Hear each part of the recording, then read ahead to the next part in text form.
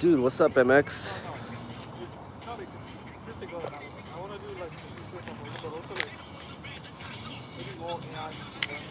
it's gonna do some burpees, but it doesn't work.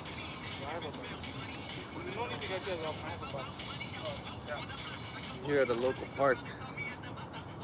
It's like 8:15 a.m. over here. There's a few folks already out here working out. It's pretty cool. I wanted to come out earlier, but I need to charge some things. Can you hear me?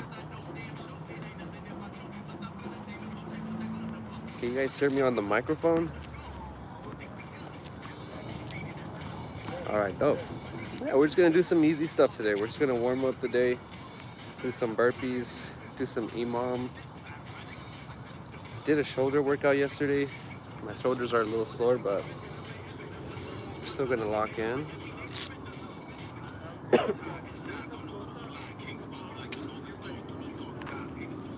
I was trying to decide, should I do the burpees first or should I do EMOM first? I think I'm gonna do the burpees first. Just get them out of the way. I'm just gonna do 100 burpees.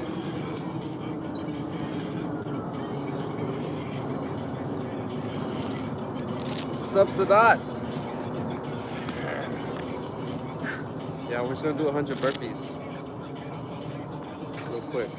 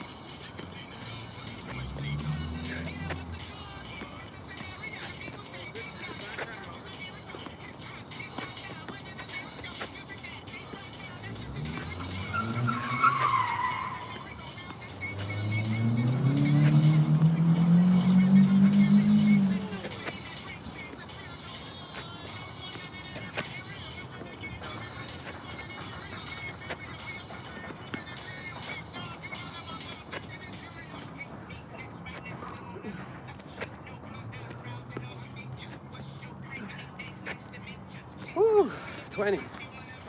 That was hard. Sunny day.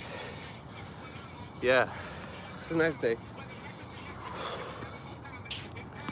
Haven't done burpees in a couple months. Maybe like 2.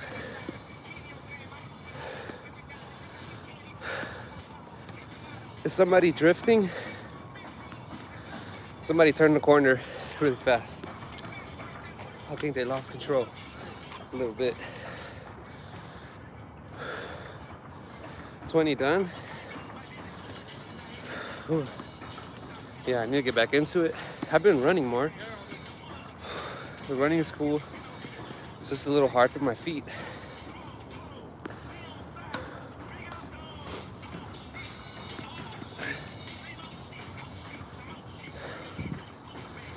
What would I do on my lives? Well, probably just like talk to you, answer your questions. No, I'm just kidding. Yeah, I think, I just started out, so hopefully we'll figure it out. It'll grow, it'll develop over time. My value to you is I'm a behavioral scientist, board certified behavior analyst. So basically my job is working with people, helping them create some behavioral change in their lives. And I can help you out with whatever you need. Maybe you want some momentum in your life. Physical activity is a keystone habit though for me. A keystone habit in behavior theory is like one of the main habits that you do every day that kind of anchors your routines. And so fitness for me is really beneficial because it gets my mind going, gets my body going, gets me healthy. But it also helps me get a small win for the day, you know what I'm saying? So like right now I just did 20 burpees. That's a small win. I haven't done burpees in 2 months. It took me a while to catch my breath, but here we are. And so hopefully you guys get motivated, get inspired, develop some good keystone habits in your lives. See my friend right here, he's getting it. So yeah, let's do a second set. What up, homie? I'm almost done. I'll see you there.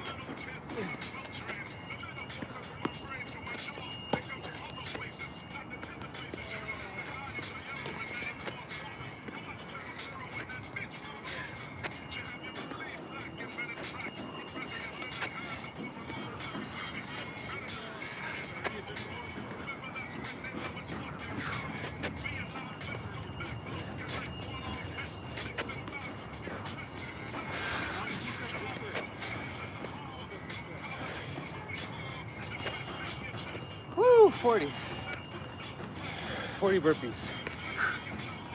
Double tap. Thanks, MX.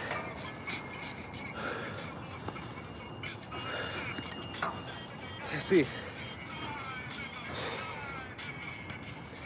821. You know, before I started doing burpees, I hated burpees. Like, friends would invite me. I have a few friends that are mostly calisthenics and hated burpees. For a long time, I just went to the gym, lifted weights, did the typical bro split. And you know what I found is that it's really hard to make progress if you're not intentional with your training. And so you kind of get lost in the sauce sometimes. There's too much information out there. Science-based this, science-based that. But honestly, it's just about effort. Like how hard you're going, pushing yourself physically. That's what really trains your nervous system and fires up your body's growth mechanisms to really grow. So endurance, man, it's changed my perspective on a lot of things. The burpees, I started doing them for like 2-3 months in a row. And you know, it really helped me with my breathing, improved my VO2 max, which is, I guess, your body's ability to kind of convert oxygen from carbon. So all that to say is burpees helped me run a lot better. My endurance got a lot better. My longest run so far has been 10 miles. I'm training for a marathon next year in March. So in a couple months, I'll be doing 26 miles. It's gonna be tough, but we're gonna finish it. What's up, Kathy? Look, let me show you guys where I'm at. It's really nice. So look, there's downtown over there. It's really dope. It's a cool park.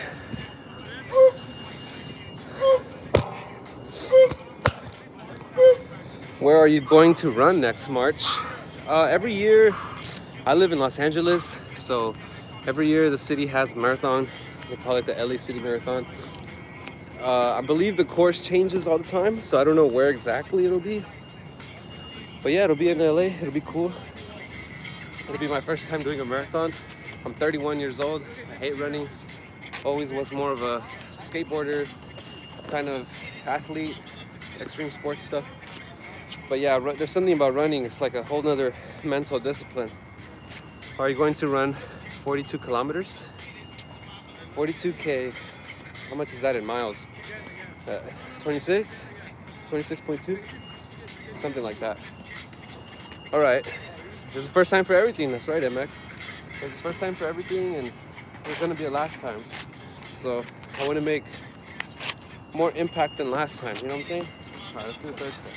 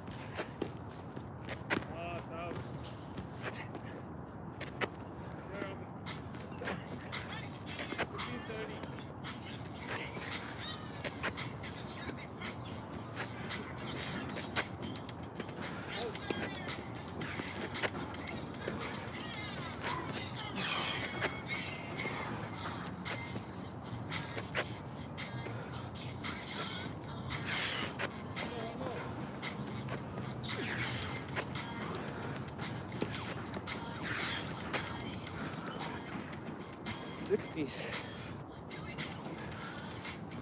Whew. Yeah. Yeah, I'm learning a lot. 1, 2 step. Stop helping me right here. One thing I learned is that with the endurance, there's a lot of mental game. You know, your body's gonna send signals to your brain. Maybe pain, maybe hunger, something. It's gonna tell you to stop. But you, your soul, your spirit, whatever, you're in charge of your brain. So just keep pushing. It's all a trick that your brain is trying to get you to stop. And so one thing that I've learned, especially for endurance stuff, I play tricks on myself. And that's how crazy it is. Like, you can literally trick your own brain to do shit that you don't want it to do. So, like the Legos. You guys probably seen me do push-ups with the Legos.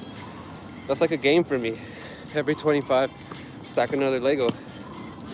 And then I can see it so good. Like 4 Legos, well, 100. Another row, 200. Another row, 300. And then go backwards, unstack them. Little games like that to keep it more interesting. Another game I like to play with myself for the burpees, especially because before I could only do like 10 in a row, and then 15, and then 20. And the way I got there was the higher I went, the more I counted backwards. So I learned this from a video. This guy, he said when he's trying to push through his like failure point, what he does is he counts backwards. So that instead of going 1, 2, 3, 4, 5, 6, 7, oh, I still have 3 more. He goes 10, 9, 8, 7, 6, 5, 4, 3. So it's like backwards. So he's tricking his brain into thinking, oh, you're only have 3. You know what I'm saying? Instead of, oh, you're only at 7. How long did it take you? What's up, Java Pathy? How long did it take me to do what? Get into the burpee rhythm to 20? Probably like a month. Yeah, I really only did 10 for like two weeks, and then I did 15 for 2 weeks, and then maybe 15 for another week. And I was like, you know what, I think I could do 20. So, and it took a while for me to get really good at it, but you know, consistency is really exponential. So if you just keep going, eventually it'll be easy. And yeah, it's just like that. Keep going, pushing yourself, playing tricks. Okay, I got some water in here. This is my 4th set. We're gonna do 80. 80 burpees. So I'm gonna try to count it. The first one I count to 10, and then I count backwards from 10. We'll do it this way. 1, 2, 3, 4,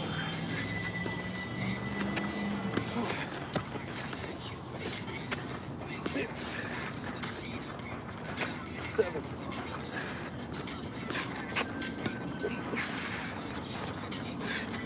9, 10. I'm going backwards. 10. 9.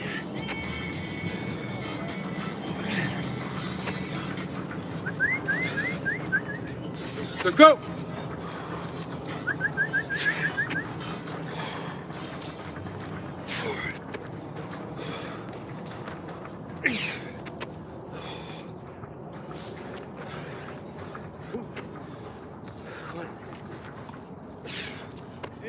Yep.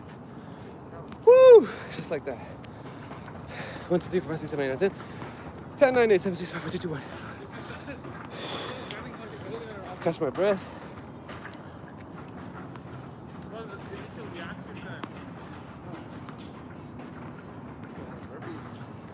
They really work on your breathing. It's tough. It's the hardest part in anything. Breathing.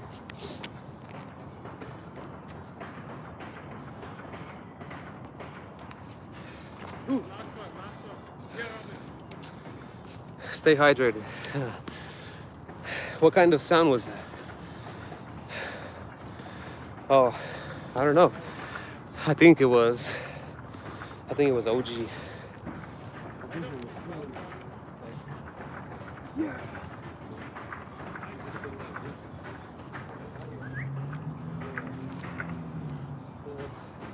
Dips, leg raises. It's cool. It's motivating. And there's a few people out here actually. Some tennis players. So yeah, it's always a good time to get after it. But yeah. Okay, that took like 2 minutes for me to get my breathing. Try to breathe in 3 seconds with your nose and breathe out for 3 seconds with your mouth, like this.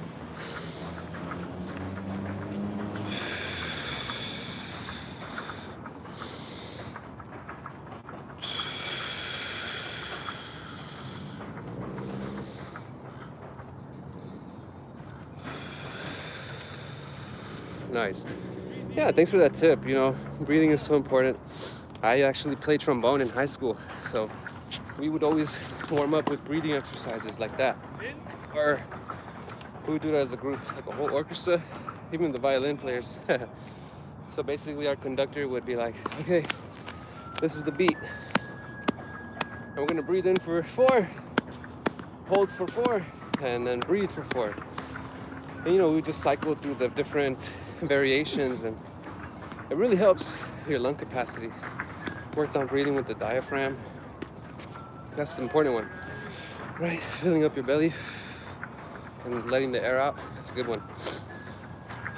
But anyways, this week is actually Thanksgiving week, so me particularly, I have a whole week off, so I'm gonna be most likely live streaming in the morning, and then once I get back to work, probably maybe even earlier in the morning, like 6, or in the evenings, 5:30, 6 my time.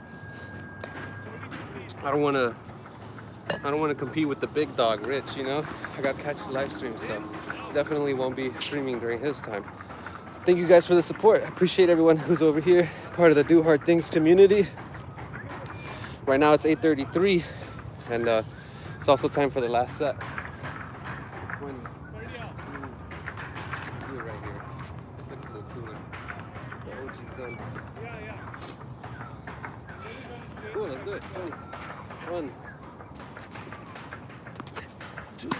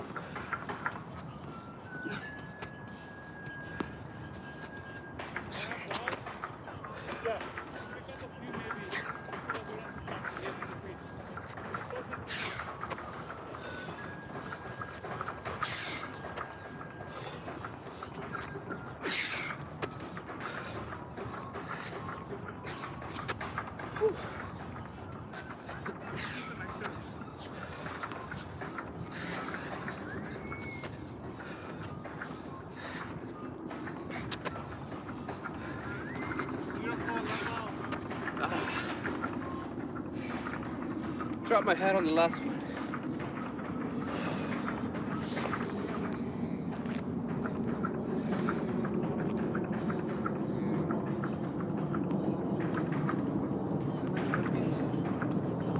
It's kind of hard. I'll give it like maybe a 5 out of 10.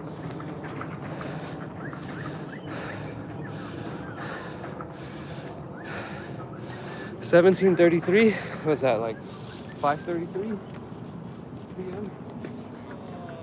It's crazy. So you're like almost 8 hours ahead. Where are you by now? What part of the world is that?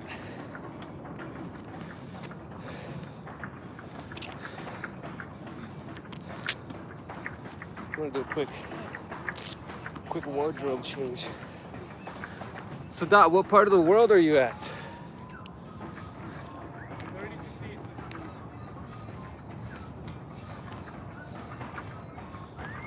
know. Let us know. We're all curious. Well, I'm curious. Europe. Oh, sick. Europe. Europa. You guys got like Spain, Germany, the UK, England.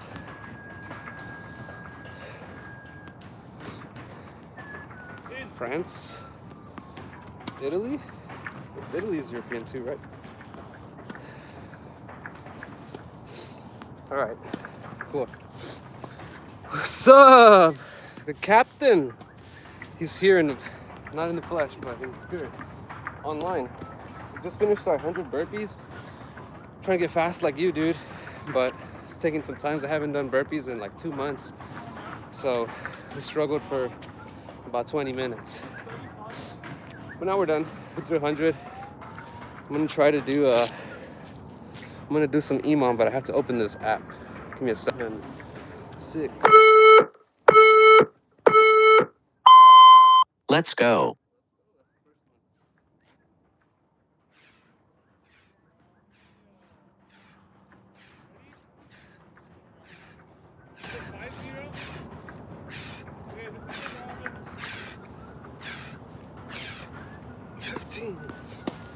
I'm gonna bring you guys lower. 100 burpees, better than me who hasn't done much burpees. Hey, all it takes is 1. Halfway there. Then 3. Just keep building momentum. So yeah, guys, I'm using an EMOM timer. It's called like Smart Wad timer. It's free. It's really cool. So far, I've done it for like 15 minutes max, but it lets you go pretty high. Right now I'm just doing 10 seconds. per minute on the minute. So here's my second round. Round 2.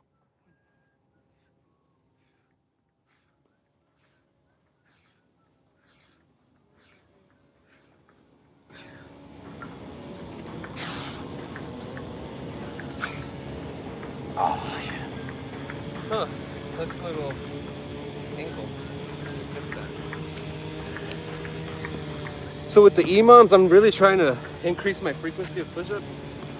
I'm noticing like Halfway there. the long ones, the high rep, I usually average like 7 to 10 per minute while holding the plank. And I'm trying to be systematic about my approach. So right now, my goal is to hit 15 every minute for 15 minutes. 10 seconds. I've only been able to do that one time. It's really like Round 3. attempt of completing this 15 by 15, and then I'll move up to the next level, which for me would be doing like 5 minutes to 10 minutes of EMOM while holding the plank. I did 5 minutes before. That was really hard. So I guess next time will be 6 minutes. But yeah, today we're just trying to do high frequency of push-ups.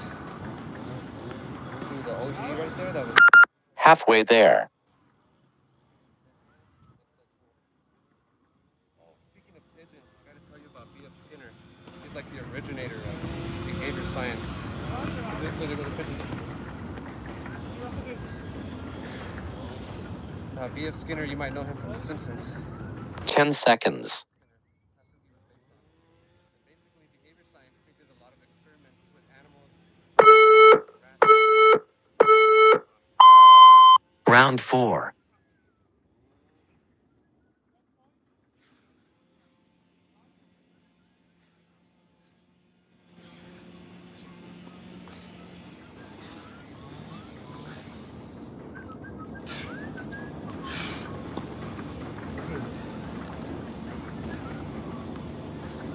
So yeah, B.F. Skinner. Pigeons and rats. Before it. Halfway there. Ah, got you. You gotta find out about the tattoo later. Yeah, dude, it's called the Mandelbrot set. I mean, I think you and Rich might appreciate it. It's like very mathematical theory. 10 seconds. maybe. I don't know. I'm not a math guy. But yeah, Skinner and his pigeons. Round 5.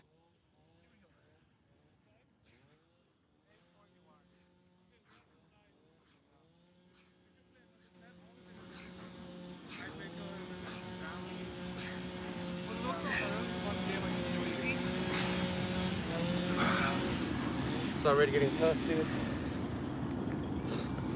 Yeah, I think it cuts off because it's trying to give me the prompts. Mandelbrot is perfection. Halfway there. Hey, Sadat. That's right. You guys are smart. But I don't doubt it.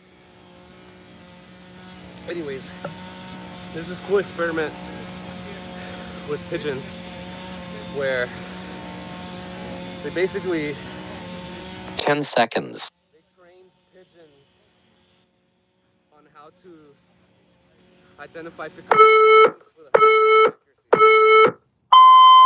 Round 6.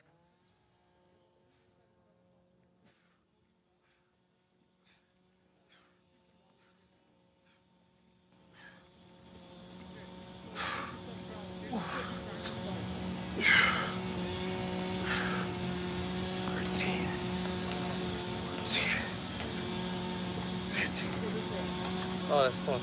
I'm gonna turn my hat around.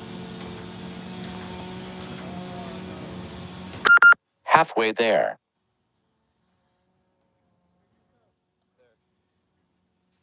So they train these pigeons to identify Picasso paintings with 100% accuracy.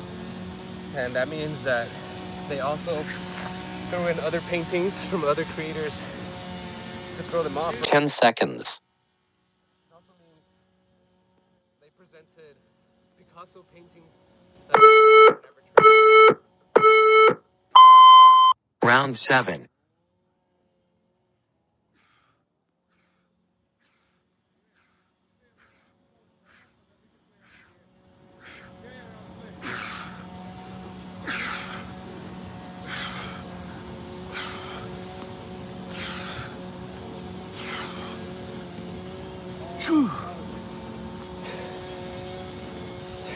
They also presented paintings never Halfway there.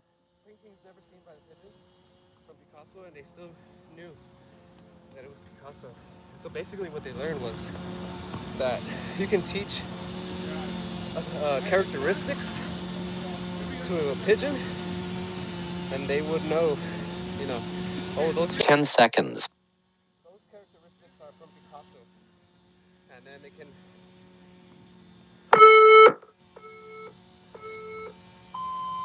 Round 8. round 8. Oh, hard.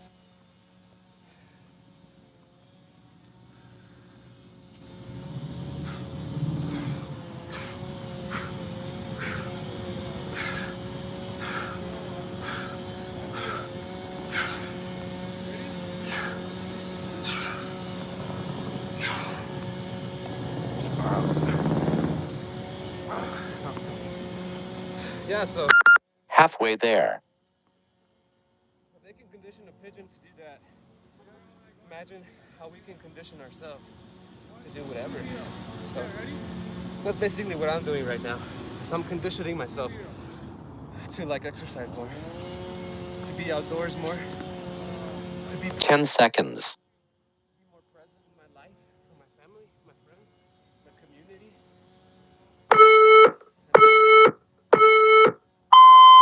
Round 9. And also to be less of a hater and more of an uplifter. It's really easy to hate. It's really hard to motivate. All right, let's do it.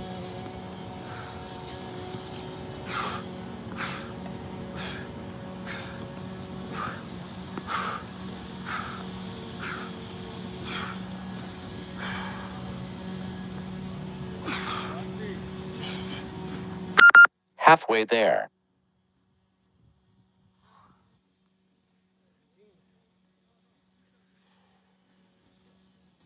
13, I owe myself 2.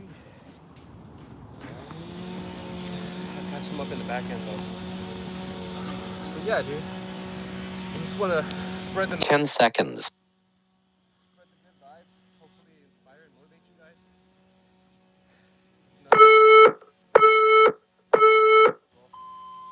Round 10.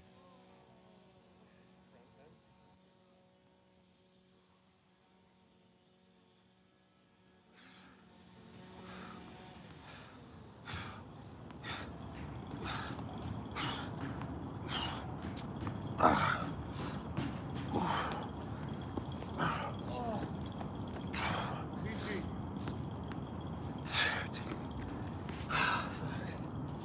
13. Halfway there. It's hard, dude. 13. So you're seeing the process in real time. Even though I don't hit my 15 every time, when I feel like I'm not gonna hit it, 10 seconds.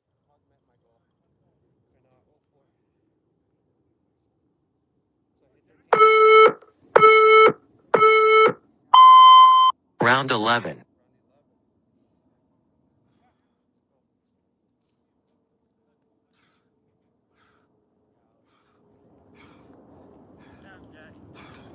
This would be the first thing you stop.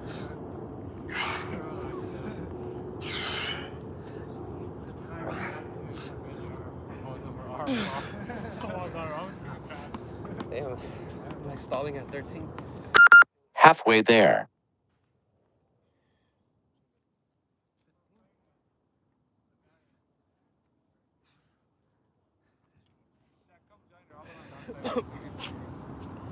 We have a bunch of balls. Woo! This is hard. What are you guys saying? 10 seconds.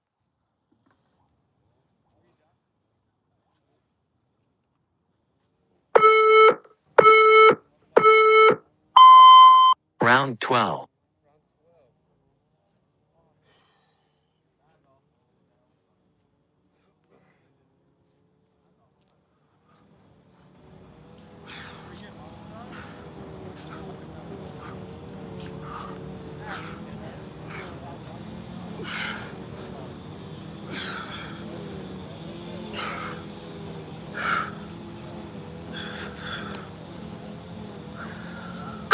Halfway there.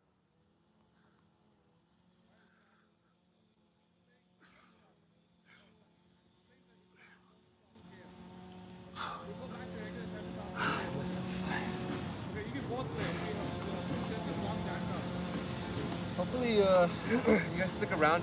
10 seconds. I'll touch again about the pigeons. I don't know if you guys see here everything. Round 13.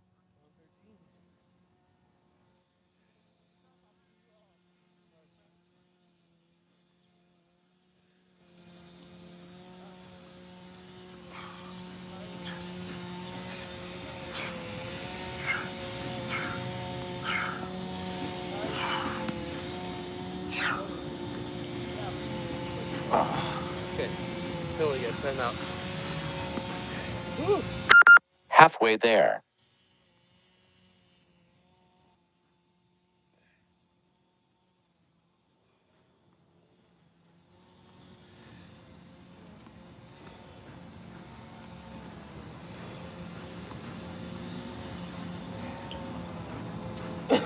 Ten seconds. 10 seconds. So round 14. Round 14, let's go.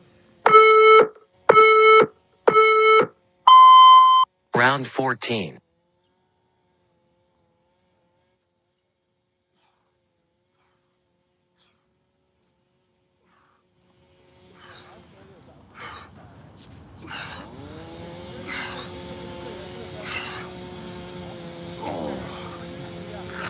Woo! Snap. One more round. Let's try this angle. Halfway there.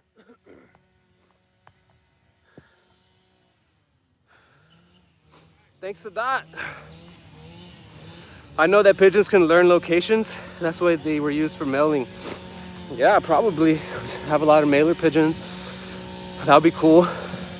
10 seconds. All right, let me do the last round.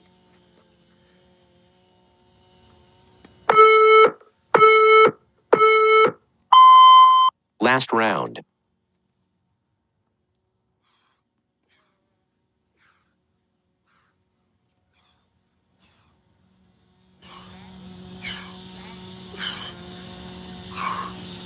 Ten. And I still owe myself a bunch. I'll do one more set of 10, just for good measure. Halfway there.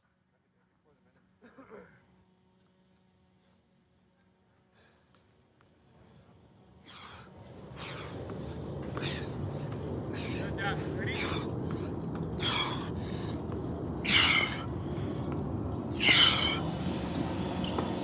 10 seconds.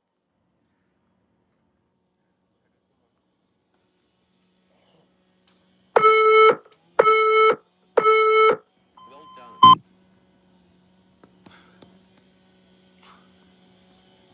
All right, that's it. Smash the like. Yeah, so let me show you where I'm at. This is a cool park. It's my local neighborhood park. Someone's doing some yard work over there. There's downtown LA. Where is it? Where is it? Where is it? Hold on. There it is. Yeah, we're pretty close to downtown LA. It's a nice clear day. No smog, no clouds. You can see the sky. Rocket Man. But yeah. Like I was saying about the pigeons. Alright,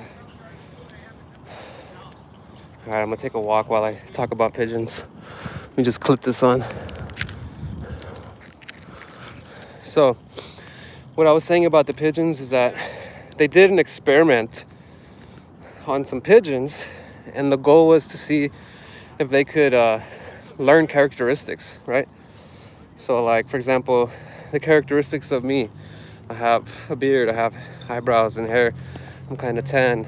And so, if somebody saw those characteristics, they might say, on another person, they might say, oh, that's Drew.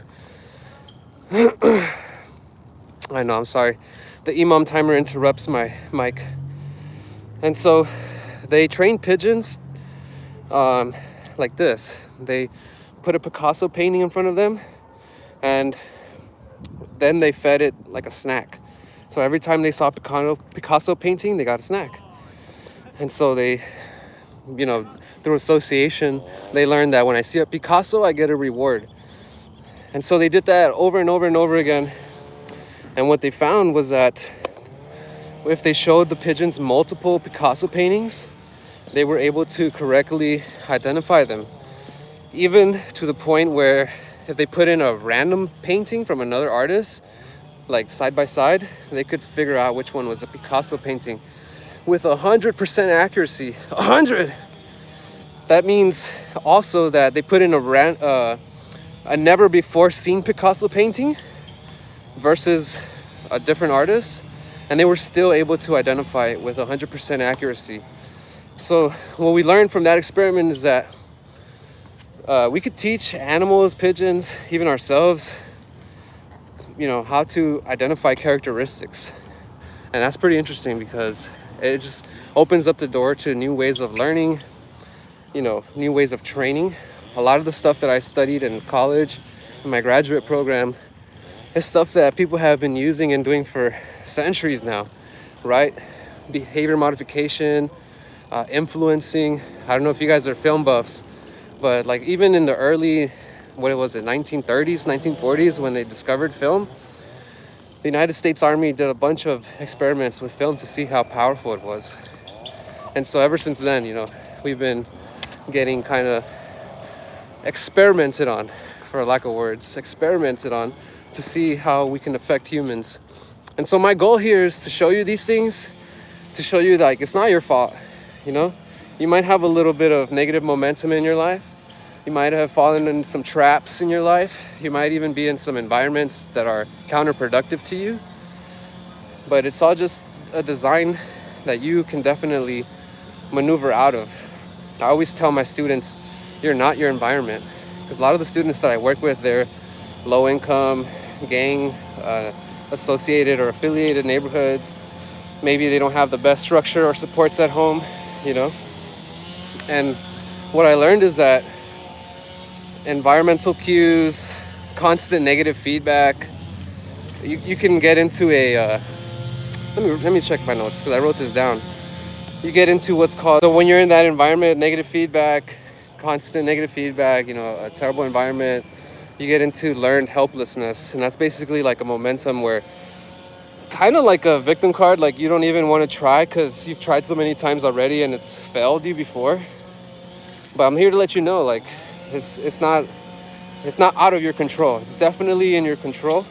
You might need a little help from someone else, but it's definitely in your control. Good questions.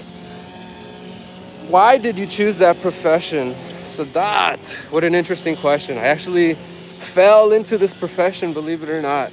I always think like I didn't choose, I did choose it, but I feel like it chose me.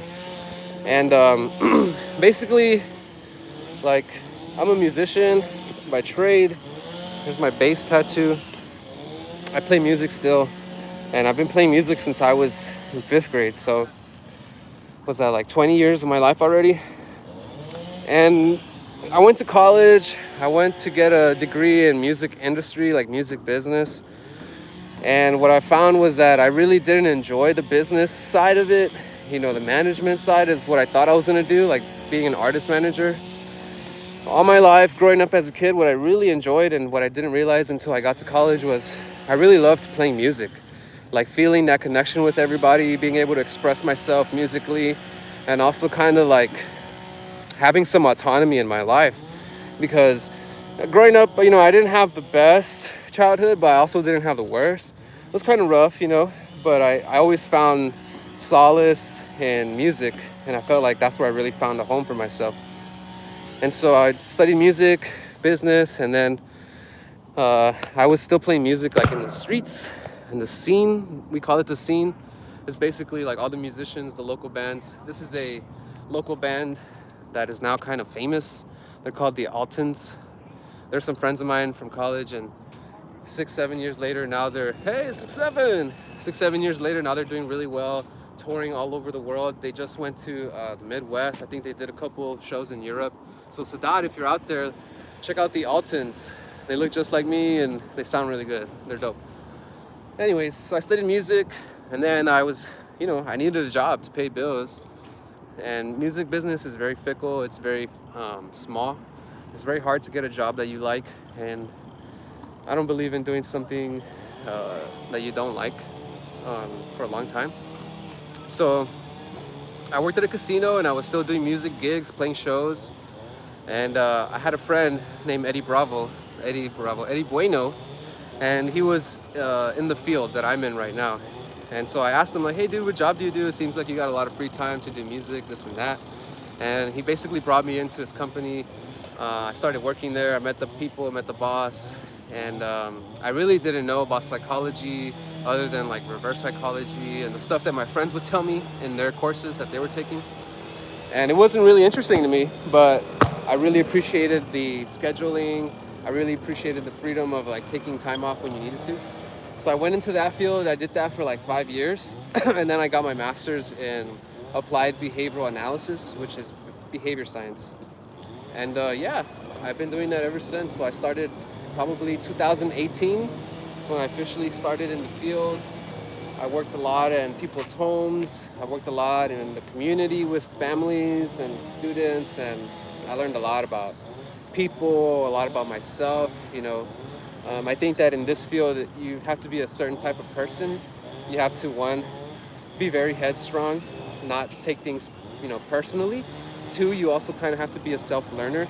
You don't have a lot of support in the field, especially over time. You know, the structure is kind of like there's a person at the top who intakes the clients, writes the behavior plans, and then there's people under them that supervise, and then there's people under them that actually do the work and spend time with the students.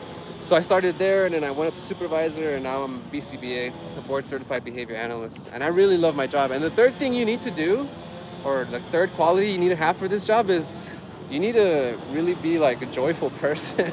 You can't really be pessimistic. You can't really like be negative all the time because, dude, it's like you're gonna deal with behaviors. Behaviors are very urgent feeling, you know, especially when it's like a personal attack or if someone's talking about you, you feel that very personally and urgently to stop it. And I always tell my friends or anybody that works in the field, like, if you're not having fun, then the student is definitely not having fun. And so I think those three qualities I had intrinsically through a lot of work that I did personally. And yeah, I found myself really blossoming in the field, being successful and not really like trying too hard at it.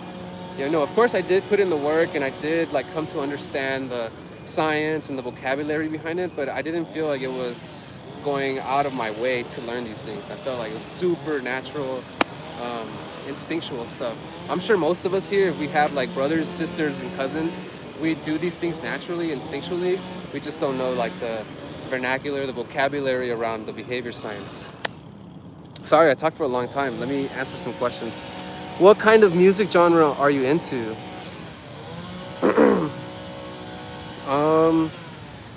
I like them all, to be honest with you. I love music. Like this hat is called, it says Blanco y Negro. It's one of the reggae bands that I play with. We do like reggae, ska, funk. So those are three genres that I really am consistent with. I also play at a Nigerian church on Sundays. So we play a lot of like sukus, African style music, which is really fun. We also play contemporary gospel songs. Also played a lot in Los Angeles. We played a lot of cumbia, which is like Hispanic dance music, like,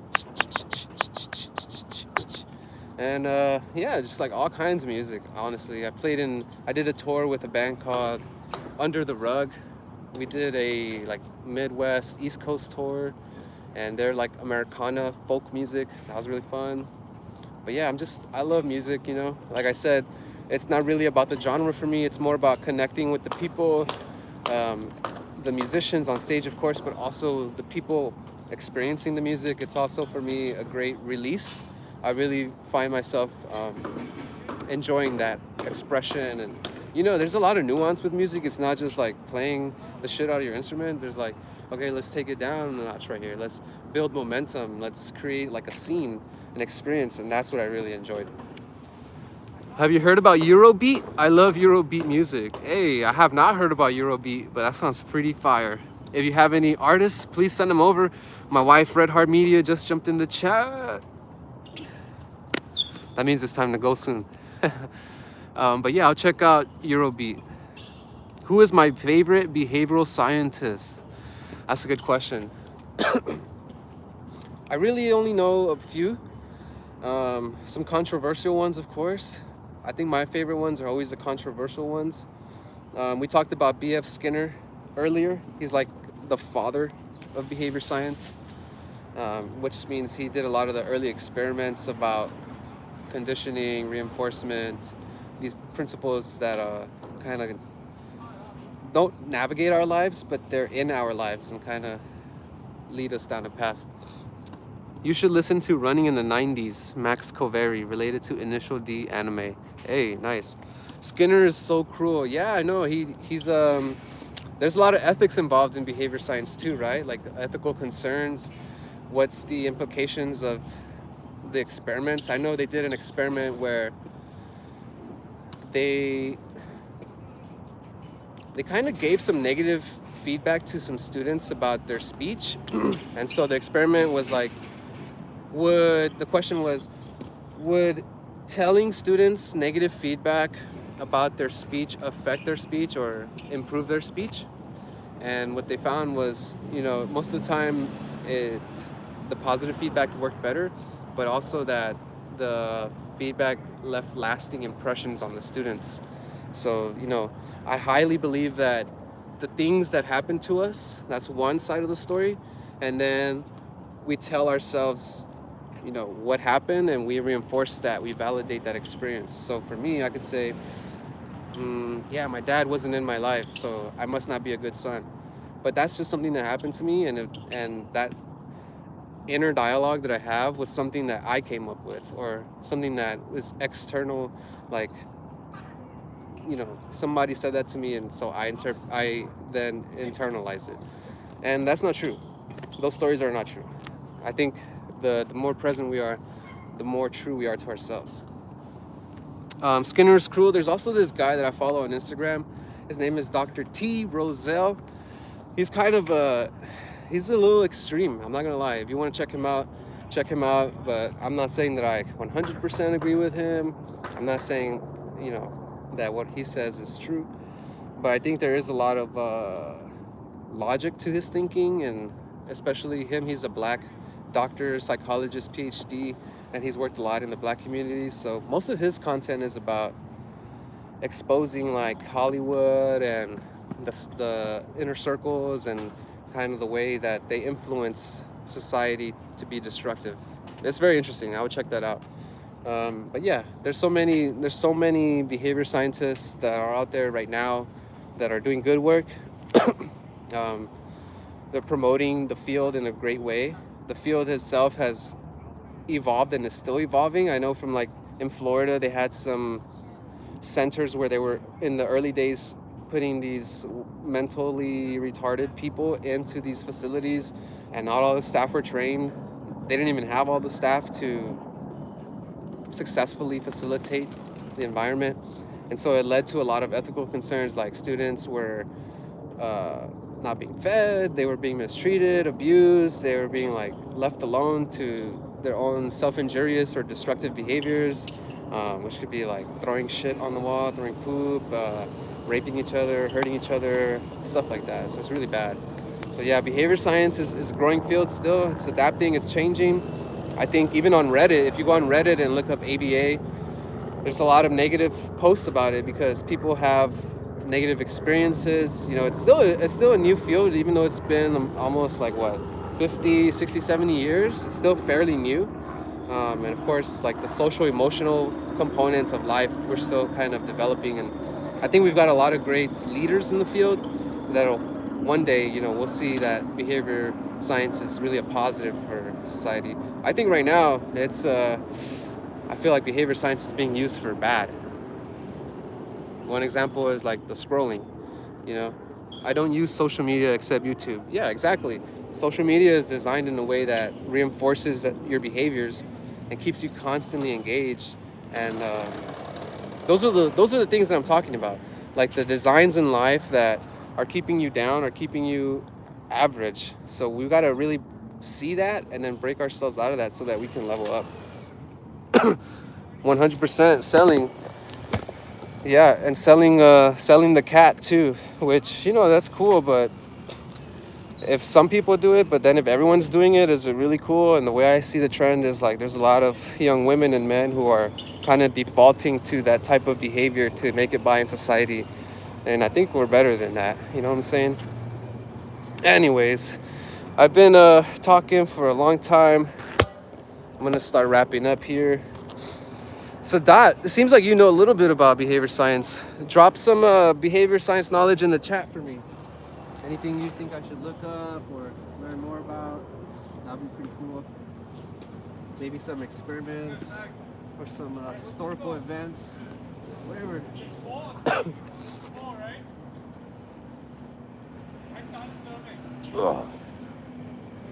Doing a quick shirt swap.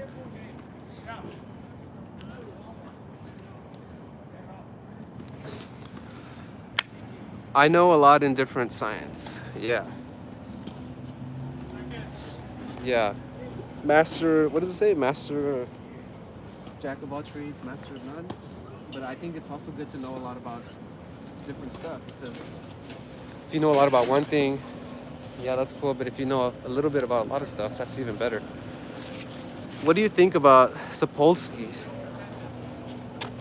Ooh, that's a great question. Let me save that, and we'll talk about that at the next one. Sapolsky. All right, Chad. Thank you, Sadat, for being my first consistent viewer. Jessica, for popping in. Appreciate that. I love you. And who else was here? Daddy was here. Java was here. Yeah, today we did. Oh, MX was here, and we did 100 burpees. We tried to do 15 by 15. I think we only got to 15 for like 11 or 12 sets, and then we had to do 10, 13. So we did not make it second time, but it's okay. There's always next time. There's no urgency. Kathy, thanks you for being here. All right, with that, guys, I gotta go. Oh, and Curtis B. Smith. Sorry, I'm just looking up who else was here. Dope. Thank you guys for the likes. If anybody was new and subscribed here, thank you for the subscriptions. Check it out. I'm on my skateboard. I am a regular rider, but I can also skate goofy. And when I actually snowboard, I snowboard goofy, oddly enough. I'm not sure why. But yeah, time to go. I'll see you guys later at Do Hard Things stream. I think today is day like 328. Maybe 1,655 push-ups or something like that. Look, that's a big dog. That's a big ass dog. Anyways, okie dokie, have a nice day. See you, Sadat. Bye bye bye bye bye bye.